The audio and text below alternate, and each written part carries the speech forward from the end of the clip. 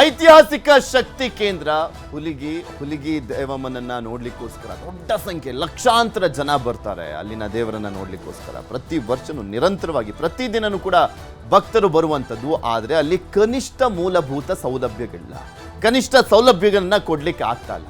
ಭಕ್ತರ ದುಡ್ಡು ಮಾತ್ರ ಚೆನ್ನಾಗಬೇಕು, ಆದರೆ ಕೊಡಬೇಕಾದಂಥ ಸೌಲಭ್ಯಗಳು ಮಾತ್ರ ಸಿಗ್ತಾ ಇಲ್ಲ. ಲಕ್ಷಾಂತರ ಭಕ್ತರು ಬರುವಂಥ ಊರಲ್ಲಿ ಬಸ್ ನಿಲ್ದಾಣನೇ ಇಲ್ಲ. ಲಕ್ಷಾಂತರ ಭಕ್ತರು ಬರ್ತಾರೆ, ಅವರಲ್ಲಿ ಬಸ್ ನಿಲ್ದಾಣನೇ ಇಲ್ಲ. ಇದು ಕೊಪ್ಪಳದ ಹುಲಿಗಿ ಗ್ರಾಮದ ಕಥೆ ಮತ್ತು ವ್ಯಥೆ. ಹುಲಿಗಿ ಗ್ರಾಮ, ಹುಲಿಗೆಮ್ಮ ದೇವಸ್ಥಾನ ಇದೆ, ಐತಿಹಾಸಿಕ ಹುಲಿಗೆಮ್ಮ ದೇವಸ್ಥಾನ. ಬಸ್ ನಿಲ್ದಾಣಕ್ಕೆ ಜಾಗ ಇದೆ, ಆದರೂ ಕೂಡ ಕಟ್ಟಿಸ್ತಾ ಇಲ್ಲ. ಜಾಗ ಇದ್ರೂ ಕೂಡ ಕಟ್ಟಿಸ್ತಾ ಇಲ್ಲ. ಏನ್ ನೆಪ ಹೇಳ್ಕೊಂಡ್ ಬರ್ತಾ ಇದ್ದಾರೆ? ಜಾಗದ ವಿವಾದವಿದೆ. ಕೇಳಿದ್ರೆ ಅದೊಂದು ಕಾರಣ ಮುಂದಿಡ್ತಾರೆ. ಬಸ್ ನಿಲ್ದಾಣವಿಲ್ಲದೆ ಭಕ್ತರಿಗೆ ಬಿಸಿಲು, ಮಳೆಯಲ್ಲೂ ಕೂಡ ಕಷ್ಟ. ಮಳೆ ಬಂದರೆ ಅಲ್ಲಿ ನೆನ್ಕೊಂಡು ಹೋಗ್ಬೇಕು, ಬಿಸಿಲಿದ್ರೆ ಫುಲ್ ಸುಸ್ತಾಗಿ ಹೋಗ್ಬೇಕು ಅಂತ ಪರಿಸ್ಥಿತಿ. ದೇವರನ್ನ ನೋಡ್ಲಿಕ್ಕೆ ಬಂದಂಥವರು ಫುಲ್ ಸುಸ್ತಾಗಿ ಇಲ್ಲ ನೆನ್ಕೊಂಡು ಯಾಕಾದರೂ ಬಂದ್ವಪ್ಪ ಅನ್ನುವಂಥ ಪರಿಸ್ಥಿತಿಯನ್ನು ತಂದಿಟ್ಟಿದ್ದಾರೆ. ದೇವಸ್ಥಾನದ ಹೆಸರಿನಲ್ಲಿ ಅಭಿವೃದ್ಧಿ ಪ್ರಾಧಿಕಾರ ಇದೆ. ಯಾರು ಅಭಿವೃದ್ಧಿ ಆಗ್ತಾ ಇದ್ದಾರೋ ಏನೋ. ದೇವಸ್ಥಾನ, ಅದರ ಸುತ್ತಮುತ್ತಲಿನ ಜಾಗ, ಮೂಲ ಸೌಕರ್ಯ ಇದ್ಯಾವುದರ ಬಗ್ಗೆನೂ ಕೂಡ ಅನುದಾನ ಕೊಡ್ತಾ ಇಲ್ಲ, ಅಭಿವೃದ್ಧಿ ಆಗ್ತಾ ಇಲ್ಲ. ಅಲ್ಲಿರುವಂಥವ್ರು ಮಾತ್ರ ಸರಿಯಾಗಿ ಅಭಿವೃದ್ಧಿ ಹೊಂದ್ತಾ ಇದ್ದಾರೆ ಅಂತ ಕಾಣಿಸುತ್ತೆ. ಅಭಿವೃದ್ಧಿ ಪ್ರಾಧಿಕಾರದಲ್ಲಿ ಅಭಿವೃದ್ಧಿ ಕಂಡಿಲ್ಲ ಹುಲಿಗಿ ಗ್ರಾಮ. ಶಾಸಕ ರಾಘವೇಂದ್ರ ಹಿಟ್ನಾಳ್ ಅವರೇ ಗಮನಿಸಿ ಏನಾಗ್ತಾ ಇದೆ ನಿಮ್ಮ ಕ್ಷೇತ್ರದಲ್ಲಿ. ಹುಲಿಗೆಮ್ಮ ದೇವಸ್ಥಾನಕ್ಕೆ ಯಾವ ರೀತಿಯಾಗಿ ಜನ ಬರ್ತಾರೆ ಎಲ್ರಿಗೂ ಗೊತ್ತಿರುವಂಥದ್ದು. ಉತ್ತರ ಕರ್ನಾಟಕದ ಒಂದು ಪ್ರಸಿದ್ಧ ದೇವಾಲಯ. ಆ ದೇವಸ್ಥಾನಕ್ಕೆ ಅಂದರೆ ಆ ಊರಿಗೆ ಬಸ್ ನಿಲ್ದಾಣ ಇಲ್ಲ ಅಂದರೆ ಇನ್ನು ಹೇಗಿರೋಣ ಅಲ್ಲಿ ಪರಿಸ್ಥಿತಿ. ನಿಮಗೆ ತೋರಿಸ್ತಾ ಇದೀವಲ್ಲ, ಈ ಜಾಗನೇ ಬಸ್ ನಿಲ್ದಾಣ. ಎಲ್ಲಂದ್ರಲ್ಲಿ ಬಸ್ ನಿಲ್ಲುತ್ತೆ, ಬಿಸಿಲಲ್ಲಿ ನಿಂತ್ಕೊಬೇಕು, ಮಳೆ ಬಂದರೆ ನಿಂತ್ಕೊಬೇಕು ಅಂಥ ಪರಿಸ್ಥಿತಿ ಇದೆ. ಸರಿಯಾದ ರೋಡು ಇಲ್ಲ, ಮೂಲಭೂತ ಸೌಕರ್ಯಗಳಿಲ್ಲ. ಕೊಪ್ಪಳದ ಉಸ್ತುವಾರಿ ಸಚಿವರು ಶಿವರಾಜ್ ತಂಗಡಗಿ ಅವರು ನೋಡಬೇಕು. ಈ ಹಿಂದೆ ಹೊಡಿತಾ ಇದ್ವಿ ನಾವು ಸುದ್ದಿಯನ್ನ. ಕ್ಲೀನ್ ಇಲ್ಲ.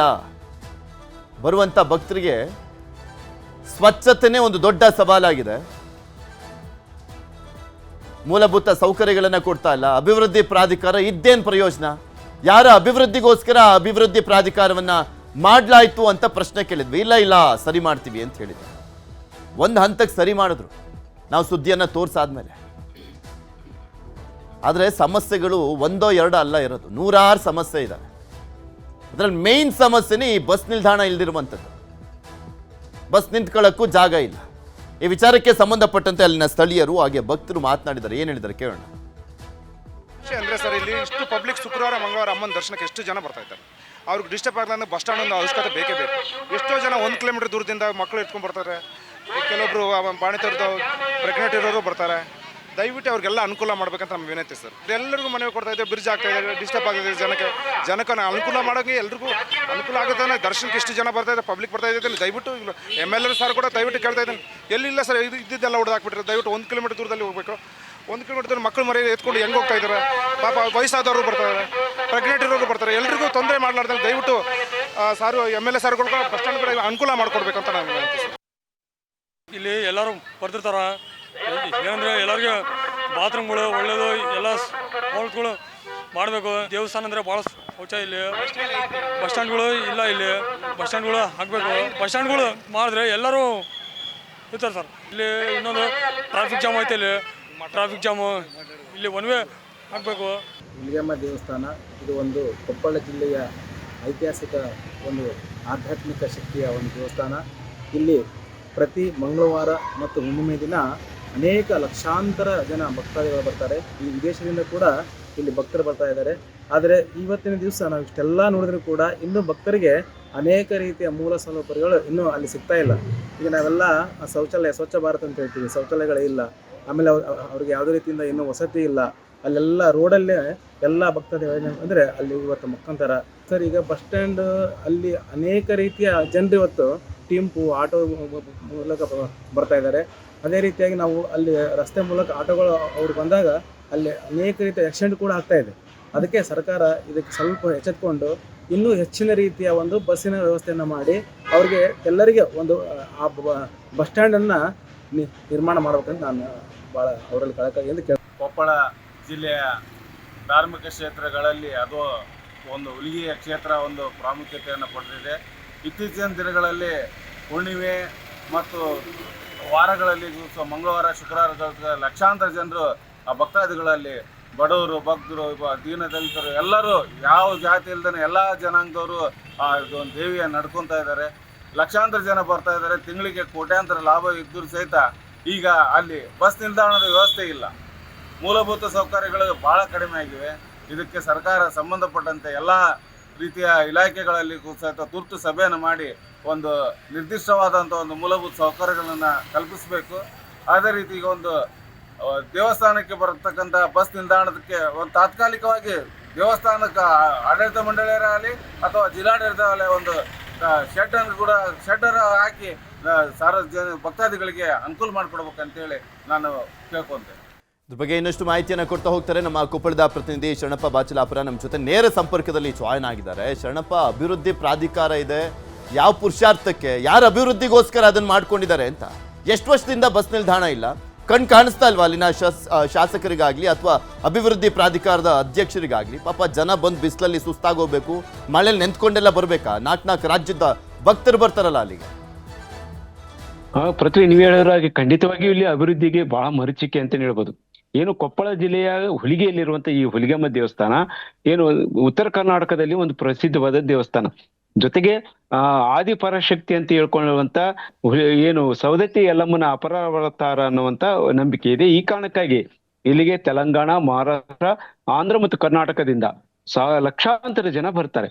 ಅದರಲ್ಲೂ ನಿತ್ಯ ಸಾವಿರಾರು ಜನ ಬಂದ್ರೆ ಹುಣ್ಣಿಮೆ, ಶುಕ್ರವಾರ ಮತ್ತು ಮಂಗಳವಾರ ದಿನ. ಓಕೆ, ಮಾತನಾಡಿಸ್ತೀನಿ ಶರಣಪ್ಪ. ನಮ್ಮ ಜೊತೆ ಶಿವರಾಜ್ ತಂಗಡಿಗೆ ಅವರು, ಕೊಪ್ಪಳ ಜಿಲ್ಲಾ ಉಸ್ತುವಾರಿ ಸಚಿವರು ಕಟ್ ಮಾಡಿದ್ದಾರೆ. ಮತ್ತೊಮ್ಮೆ ಸಂಪರ್ಕ ಮಾಡುವಂತ ಪ್ರಯತ್ನ ಮಾಡ್ತೀನಿ. ಶರಣಪ್ಪ ಹೇಳ್ತಾ ಇದ್ರೆ ಕಂಟಿನ್ಯೂ ಮಾಡಿ. ಏನು ಇಲ್ಲಿ ಲಕ್ಷಾಂತರ ಜನ ಭಕ್ತರು ಬರ್ತಾರೆ. ಆ ಭಕ್ತರು ಬಂದಿರುವಂತಹ ಸಂದರ್ಭದಲ್ಲಿ ಅವರಿಗೆ ಕನಿಷ್ಠ ಮೂಲಭೂತ ಸೌಲಭ್ಯವನ್ನು ಕೊಡ್ಬೇಕಾಗಿತ್ತು, ತೀರಾ ಅವಶ್ಯಕತೆ. ಅದರಲ್ಲೂ ಈಗ ಇಲ್ಲಿ ಒಂದು ಅಷ್ಟು ಜನ ಬಸ್ ಸ್ಟ್ಯಾಂಡಿಗೆ ಬಸ್ಸಿನಿಂದ ಬರ್ತಾರೋ ಅಥವಾ ರೈಲಿಂದ ಬರ್ತಾರೋ, ಬಂದಿರುವಂತ ಭಕ್ತರಿಗೆ ಅಲ್ಲಿ ನಿಂತ್ಕೊಳ್ಳೋದಕ್ಕೂ ಸಹ ಇಲ್ಲದ ಇರುವಂತ ಸ್ಥಿತಿ ಇದೆ. ಏನು ಕೊಪ್ಪಳದ ಕಡೆ, ಗಂಗಾವತಿ ಕಡೆಯಿಂದ ಬರುವಂತ ಒಂದಷ್ಟು ಬಸ್ಸುಗಳು ಸರಿಸುಮಾರು ದೇವಸ್ಥಾನದ ಗರ್ಭಗುಡಿಯಿಂದ 2 ಕಿಲೋಮೀಟರ್ ದೂರ ನಿಲ್ಬೇಕು. ಜೊತೆಗೆ ಹೊಸಪೇಟೆ ಮತ್ತು ಈ ಕಡೆಯಿಂದ ಬರುವಂತ ಭಕ್ತರು ಸಹ 1-1.5 ಕಿಲೋಮೀಟರ್ ದೂರದಲ್ಲಿ ನಿಂತ್ಕೋಬೇಕು. ಈ ಬಂದಿರುವಂತ ಭಕ್ತರಿಗೆ ಈಗ ಏನು ಕೊಪ್ಪಳ ಜಿಲ್ಲೆಯಿಂದ ಇಲ್ಲಿ ಈಗ ಬಿಸಿಲು ಕಾಲ, ಇಲ್ಲಿ ಬರೀ ಸರಿಸುಮಾರು 40 ಡಿಗ್ರಿ ಸೆಂಟಿಗ್ರೇಡ್ ಅಷ್ಟು ಉಷ್ಣಾಂಶ ಇರುತ್ತೆ. ಇಂಥ ಸಂದರ್ಭದಲ್ಲಿ ಅಲ್ಲಿ ಕನಿಷ್ಠ ಮೂಲಭೂತ ಸೌಲಭ್ಯ ಮತ್ತು ಒಂದು ಬಸ್ ನಿಲ್ದಾಣ ನಿರ್ಮಿಸಬೇಕಾಗಿತ್ತು. ಈ ಹಿಂದೆ ಇಲ್ಲೊಂದು ಸಣ್ಣ ಪ್ರಮಾಣದಲ್ಲಿ ಬಸ್ ನಿಲ್ದಾಣ ಇತ್ತು. ಆದ್ರೆ ಅಲ್ಲಿ ರೈಲ್ವೆ ಬ್ರಿಡ್ಜಿನ ಕಾಮಗಾರಿ ನಡೀತಿರುವಂತ ಕಾರಣಕ್ಕಾಗಿ ಆ ಬಸ್ ನಿಲ್ದಾಣ ತೆಗೆದ್ರು. ಆದ್ರೆ ಈಗ ಅಲ್ಲಿ ಇನ್ನೊಂದು ಬಸ್ ನಿಲ್ದಾಣ ನಿರ್ಮಿಸಬೇಕಾಗಿತ್ತು, ಆದ್ರೆ ಅದೇ ಇನ್ನೂವರೆಗೂ ಆಗಿಲ್ಲ ಅನ್ನೋದು ಒಂದ್ ಕಡೆ. ಆದ್ರೆ ಇಲ್ಲಿ ದೇವಸ್ಥಾನಕ್ಕೆ ಏನು ಪ್ರತಿ ವರ್ಷ ಹುಲಿಗೆಮ್ಮಕ್ಕೆ ಪ್ರತಿ ತಿಂಗಳು 1 ಕೋಟಿಗೂ ಅಧಿಕ ಆದಾಯ ಬರುತ್ತೆ. ಜೊತೆಗೆ ಈ ಹುಲಿಗೆಮ್ಮ ದೇವಸ್ಥಾನದಲ್ಲಿ ಸರಿಸುಮಾರು 100 ಕೋಟಿಗೂ ಅಧಿಕ ಹಣ ಇದೆ. ಮತ್ತು ಇದು ಏನು ದೇವಸ್ಥಾನ ಅಭಿವೃದ್ಧಿ ಪ್ರಾಧಿಕಾರ ಆಗಿದೆ. ರಾಜ್ಯ ಮಟ್ಟದಲ್ಲೂ ಸಹ ಈ ದೇವಸ್ಥಾನಕ್ಕೆ ಹೆಚ್ಚು ಏನು ಎ ಗ್ರೇಡ್ ದೇವಸ್ಥಾನವಾಗಿರುತ್ತೆ. ಇಂಥ ಸಂದರ್ಭದಲ್ಲಿ ಅದಕ್ಕೆ ಮೂಲಭೂತ ಸೌಲಭ್ಯ ಒದಗಿಸಿದ್ರೆ ಇಲ್ಲಿ ದೇವಸ್ಥಾನಕ್ಕೆ ಬರುವಂತ ಭಕ್ತರಿಗೆ ಅನುಕೂಲ, ಜೊತೆಗೆ ಜಿಲ್ಲೆಯ ಪ್ರವಾಸೋದ್ಯಮಕ್ಕೂ ಹೆಚ್ಚು ಅನುಕೂಲವಾಗುತ್ತೆ. ಯಾಕಂತ ಹೇಳಿದ್ರೆ ಹುಲಿಗೆಯಿಂದ ಬಂದಿರುವಂತದ್ದು ಹುಲಿಗಿಂದ ಹೊಸಪೇಟೆ ಮತ್ತು ಹಂಪಿ ಕೇವಲ ಒಂದು 20 ಕಿಲೋಮೀಟರ್ ದೂರ ಇದೆ, ಮತ್ತು ಅಂಜನಾದ್ರಿ ಇದೆ, ಮತ್ತು ಕೊಪ್ಪಳದ ಗವಿಮಠ ಇದೆ. ಈ ಎಲ್ಲವೂ ಪ್ರದೇಶಕ್ಕೆ ಪ್ರವಾಸೋದ್ಯಮ ಬೇಕಾಗಿತ್ತು. ಜೊತೆಗೆ ಇಲ್ಲಿ ಹುಲಿಗೆ ದೇವಸ್ಥಾನಕ್ಕೆ ಅಭಿವೃದ್ಧಿನೂ ಆಗ್ಬೇಕಾಗಿದೆ. ಆದ್ರೆ ಇದು ಆಗದೆ ಇರುವಂತ ಕಾರಣಕ್ಕಾಗಿ ಜನ ಎಷ್ಟು ವರ್ಷದಿಂದ ಇಲ್ಲ, ಯಾವ ಕೆಡವಿದ್ದು ಇದ್ದಿದ್ದಂತ ಬಸ್ ನಿಲ್ದಾಣವನ್ನ ನಾವು ಈ ಹಿಂದೆನೂ ಕೂಡ ತೋರಿಸಿದ್ವಿ. ಮೂಲಭೂತ ಸೌಕರ್ಯ ಇಲ್ಲ, ಸ್ವಚ್ಛತೆ ಇಲ್ಲ ಅನ್ನುವಂಥದ್ದನ್ನ ಇಲ್ಲ, ಎಲ್ಲವನ್ನೂ ಕೂಡ ಸರಿ ಮಾಡ್ತೀವಿ ಅಂತ ಹೇಳಿದ್ರು ಅವಾಗ ಶಿವರಾಜ್ ತಂಗಡಿಗೆ ಅವರು ಮಾತನಾಡಿದ್ ನನಗೆ ಇನ್ನೂ ಕೂಡ ನೆನಪಿದೆ. ಪವರ್ಫುಲ್ ಶಾಸಕರೇ ಅಪ್ಪ ಇರುವಂಥದ್ದು. ಸ್ಥಳೀಯ ಶಾಸಕರು ರಾಘವೇಂದ್ರ ಹಿಟ್ನಾಳ್ ಅವರು ಮುಖ್ಯಮಂತ್ರಿಗಳಿಗೆ ತುಂಬಾ ಪರಮಾಪ್ತರು. ಯಾಕೆ ಕಣ್ಣಿಗೆ ಕಾಣಿಸ್ತಾ ಇಲ್ವಂತ? ಹೇಳಿದ್ರೆ ಏನ್ ಹೇಳ್ತಾ ಇದಾರೆ? ವಿವಾದ ಇದೊಂದೇ ಹೇಳ್ಕೊಂಡ್ ಬರ್ತಾ ಇದಾರ? ಹೌದು, ಈಗ ಇಲ್ಲಿ ಇರೋದೇಂತ ಹೇಳಿದ್ರೆ ಈಗ ಕಳೆದ 1.5 ವರ್ಷದಿಂದ ಇಲ್ಲೇ ರೈಲ್ವೆ ಮೇಲ್ಸೇತುವೆ ಕಾಮಗಾರಿ ನಡೀತಿದೆ. ಆ ಕಾರಣಕ್ಕಾಗಿ ಅಲ್ಲಿ ಸೇತುವೆ ನಡೀತಿದೆ. ಆದ್ರೆ ಇನ್ನೊಂದ್ ಕಡೆ ಅಲ್ಲಿ ಪರ್ಯಾಯ ವ್ಯವಸ್ಥೆ ನಮ್ಗೆ ಕಲ್ಪಿಸಲೇಬೇಕಾಗಿತ್ತು. ಒಂದು ಏನು ಇರುವಂತ ಕಟ್ಟಡ ಕೆಡವಿದ ನಂತರ ಅದಕ್ಕೆ ಪರ್ಯಾಯ ವ್ಯವಸ್ಥೆ ಕಲ್ಪಿಸ್ಬೇಕು, ಆಗ್ಲಿಲ್ಲ. ಜೊತೆಗೆ ಇನ್ನೊಂದು, ನೀವೇ ಹೇಳಿರುವ ಹಾಗೆ ಶಾಸಕ ರಾಘವೇಂದ್ರ ಹಿಟ್ನಾಳ್ ಅವರ ಗ್ರಾಮದಿಂದ ಕೇವಲ 3 ಕಿಲೋಮೀಟರ್ ದೂರ ಇರುವುದು ಹುಲಿಗೆ ದೇವಸ್ಥಾನ. ಮತ್ತು ಅವರು ಈಗಾಗಲೇ ಏನು ಮುಖ್ಯಮಂತ್ರಿಗಳ ಮಾನಸ ಪುತ್ರ ಅಂತ ಹೇಳ್ತಾರೆ. ಜೊತೆಗೆ ಸಾಕಷ್ಟು ಜೊತೆ ಪ್ರಕಾಶ್ ರಾವ್ ಅವರು, ಕಾರ್ಯನಿರ್ವಾಹಕ ಅಧಿಕಾರಿ, ಶ್ರೀ ಹುಲಿಗೆಮ್ಮ ದೇವಸ್ಥಾನ ಅಭಿವೃದ್ಧಿ ಪ್ರಾಧಿಕಾರ ಹುಲಿಗೆ. ನಮಸ್ಕಾರ ಪ್ರಕಾಶ್ ಅವರೇ. ಸರ್ ನಮಸ್ಕಾರ ಸರ್. ಸರ್, ಬಸ್ ನಿಲ್ದಾಣ ಇಲ್ಲ, ಬರುವಂಥ ಭಕ್ತರು ಪರಿತಪಿಸುವಂಥ ಕೆಲಸ. ಒಂದು ಕಡೆ ದೇವ್ರನ್ನ ನೋಡ್ಕೊಂಡು ಹೋಗ್ಬೇಕು, ಅದಾದ್ಮೇಲೆ ಸುಸ್ತಾಗಿ ಹೋಗ್ಬೇಕಾ ಅಂತ. ಯಾವಾಗ ಬರುತ್ತೆ ಬಸ್ ನಿಲ್ದಾಣ ಅಲ್ಲಿಗೆ? ಸರ್ ಅದು ನಮ್ಮ KSRTC ಇಲಾಖೆಯಿಂದ ಆಗೋ ಕ್ರಮ ಸರ್. ಈಗಾಗಲೇ ನಾವು 2-3 ಜಾಗ ಅವ್ರಿಗೆ ತೋರಿಸಿದ್ವಿ ಸರ್, ನಮ್ಮ ದೇವಸ್ಥಾನಕ್ಕೆ ಹತ್ರ ಆಗುವಂತೆ. ಆದ್ರೂ ಆ ಜಾಗದ ಅಭಾವ ಇರೋದ್ರಿಂದ ಅದನ್ನ ಅಲ್ಲಿ ಮಾಡೋದಕ್ಕೆ ಸ್ವಲ್ಪ ತೊಂದರೆ ಆಗ್ತಾ ಇದೆ. ಇನ್ನು ಎಷ್ಟು ಅದು ದಿನ ನಮ್ಮ ಸರ್ ಇದೇ ಇಲಾಖೆಗೆ ರೀಸನ್ಸ್ಗಳು? ಆಗೋದಿಲ್ಲ. ರಾಜ್ಯ ಸಾರಿಗೆ ಇಲಾಖೆ ಅಂತ. ಅವ್ರದ್ದು ಪ್ರಾಬ್ಲಮ್ KSRTC ಅವ್ರದ್ದು. ಅವ್ರು ಮುತುವರ್ಜಿ ವಹಿಸ್ತಾ ಇಲ್ಲ ಅಂತನಾ? ಅಲ್ಲ ಆ ಥರ ಅಂತಲ್ಲ ಸರ್, ಅಲ್ಲಿ ಜಾಗದ ಅಭಾವ ಇದೆ ಸರ್. ಜಾಗದ ಇಂಪಾರ್ಟೆಂಟ್. ಜಾಗ ಗುರುತಿಸಿದ್ರಿಗಿನ ಅನುಕೂಲ ಆಗುತ್ತೆ. ಅಲ್ಲ, ಮತ್ತೆ ಮೂರು ಜಾಗ ತೋರಿಸ್ತಾ ಇದೀವಿ ಅಂತ ಹೇಳಿದ್ರಿ, ಯಾವುದು ಸೆಟ್ ಆಗ್ತಾ ಇಲ್ವಾ? ಇಲ್ಲ, ಅವು ಲಾಂಗ್ ಬಸ್ಸಸ್ ಇತ್ಯಾದಿ ಅವ್ರ ಟೆಕ್ನಿಕಲ್ ಪ್ರಾಬ್ಲಮ್ಸ್ ಇದಾವೆ ಸರ್ ಅವ್ರಿಗೆ. ಆ ಕಾರಣಕ್ಕೆ. ಆಮೇಲೆ ಅಲ್ಲಿ ರೈಲ್ವೆ ಫ್ಲೈಓವರ್ ಒಂದು ಆಗ್ತಾ ಇದೆ. ಮೊದಲೆಲ್ಲ ಅಲ್ಲೇ ಮಾಡ್ತಾ ಇದ್ರು. ಫ್ಲೈಓವರ್ ಆಗ್ತಾ ಇರೋದ್ರಿಂದ ಸ್ವಲ್ಪ ಇದಾಗಿದೆ. ಇನ್ನು ಎಷ್ಟು ದಿನ ಆಗ್ಬೋದು ಸರ್ ಹಂಗಾದ್ರೆ? ಇನ್ನು ಎಷ್ಟು ದಿನ ಇದೇ ರೀಸನ್ಸ್ ಹೇಳ್ತಾರೆ, ಇದೇ ಕಾರಣಗಳನ್ನ ಮುಂದಿಟ್ಕೊಂಡು ಆಗತ್ತೆ ಆಗತ್ತೆ ಆಗತ್ತೆ ಅನ್ಕೊಬೇಕು ಜನ? ಫ್ಲೈಓವರ್ ಆದ್ಮೇಲೆ ಸ್ವಲ್ಪ ಸುಗಮ ಸಂಚಾರಕ್ಕೆ ಅನುಕೂಲ ಆಗುತ್ತೆ. ಅಲ್ಲ, ನೀವು ಶಾಸಕರಿಗೆ, ಆ KSRTC ಅವರಿಗೆ ಆಗಲಿ ಅಥವಾ ಉಸ್ತುವಾರಿ ಸಚಿವರಿಗಾಗಲಿ ಒಂದು ಪ್ರೆಷರ್ ಹಾಕ್ಬೇಕಲ್ವಾ? ಈಗ ಅಭಿವೃದ್ಧಿ ಪ್ರಾಧಿಕಾರ ಅಂತ ಬಂದಂಥ ಸಂದರ್ಭದಲ್ಲಿ ಬರೀ ಆ ದೇವಸ್ಥಾನದಲ್ಲಿ ಏನು ಬರುತ್ತೆ, ಉಂಡಿ ಹಣ, ಮತ್ತು ಅಲ್ಲೇನು ಅಭಿವೃದ್ಧಿ ಮಾಡಬೇಕು ಅದು ಮಾತ್ರ ನೋಡುವಂಥದ್ದಲ್ಲ. ಜನರಿಗೆ ಏನು ಸೌಲಭ್ಯ ಕೊಡ್ತಾ ಇದ್ದೀವಿ, ಜನಕ್ಕೆ ಏನು ಸಮಸ್ಯೆ ಆಗ್ತದೆ ಅದನ್ನು ನೋಡಬೇಕಲ್ಲ. 4 ರಾಜ್ಯದ ಭಕ್ತರಲ್ವಾ ಬರೋದು ಅಲ್ಲಿ? ಮಹಾರಾಷ್ಟ್ರ, ಆಂಧ್ರ, ತೆಲಂಗಾಣ, ನಮ್ಮ ರಾಜ್ಯದವ್ರು ಸೇರಿಕೊಂಡು. ಹೌದು ಸರ್. ಈಗಾಗಲೇ ಅದ್ರ ಬಗ್ಗೆ ಯೋಜನೆ ಮಾಡ್ತಾ ಇದ್ದಾರೆ ಸರ್. KSRTC DC ಅವರೇ ಬಂದಿದ್ರು ಹುಲಿಗಿ ಗ್ರಾಮಕ್ಕೆ, ಬಂದು ಜಾಗ ಗುರುತಿಸೋದಕ್ಕೆ ಎಲ್ಲ ರೀತಿಯ ಪ್ರಯತ್ನ ಮಾಡ್ತಾ ಇದ್ದಾರೆ ಸರ್. ಜಾಗ ಗುರುತಿಸಿಗಿನ ಸರ್ಕಾರದ ಈಗ KSRTC ಅವರು ಇದನ್ನ ಮೇಯ್ನ್ ಆಗಿ ಜಾಗ ಗುರುತಿಸಬೇಕಾಗಿದೆ ಅಲ್ವಾ?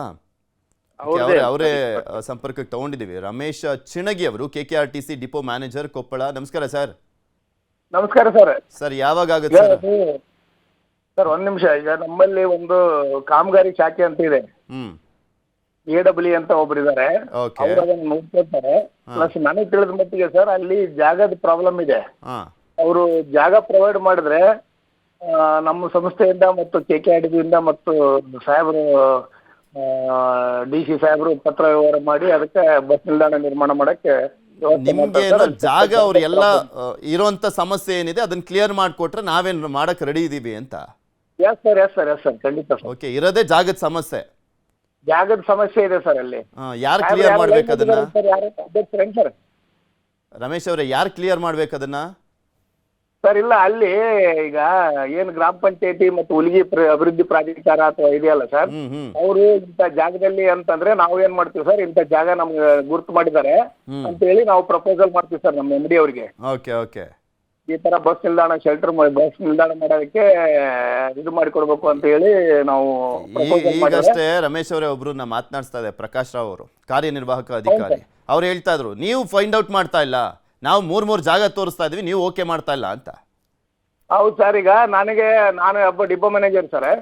ನನಗೆ ಅದು AW ಅಂತ ಇದ್ದಾರೆ, ಅವ್ರು ಅದನ್ನ ಗುರುತು ಮಾಡೋದು ಮತ್ತು ಅವ್ರು ಅದನ್ನ ಕಾಮಗಾರಿ ಶಾಖೆ ಅವ್ರು ಮಾಡ್ತಾರೆ. ಅದು ನನಗೆ ತಿಳಿದ ಮಟ್ಟಿಗೆ ಇಷ್ಟು ಜಾಗದ ಸಮಸ್ಯೆ ಇದೆ ಅಂತ AW ಅವರು ಎಲ್ಲ ಹೇಳ್ತಾ ಇದ್ರು ಸರ್. ಅದನ್ನ ತಮಗೆ ಹೇಳಿದೆ ಸರ್ ನಾನು. ಓಕೆ, ಅಂದ್ರೆ ಅವ್ರು ಇನ್ನು ಫೈನಲೈಸ್ ಮಾಡಬೇಕು. ಹೋದಾಗ ಜಾಗ ಇದ್ದಿಲ್ಲ ಸರ್, ಜಾಗ ಕೊಡ್ತೀವಿ ಅಂತ ಹೇಳ್ತಾ ಇದ್ರು ಸರ್ ಹುಲಿಗಿ ಅವರು. ಅದೇ ಪ್ರಕಾಶ್ ಅವರು ಅವ್ರ ಜೊತೆ ಮಾತಾಡಿದ್ವಿ ಸರ್. ಓಕೆ, ನೋಡೋಣ ಇದನ್ನ ಅಲ್ಲಿನ ಉಸ್ತುವಾರಿ ಸಚಿವರ ಗಮನಕ್ಕೂ ಕೂಡ ತರುವಂಥ ಕೆಲಸವನ್ನು ಮಾಡ್ತೀವಿ. ಏನಂತ ಸ್ಪಂದಿಸ್ತಾರೆ ಅಂತ ಕಾದು ನೋಡೋಣ.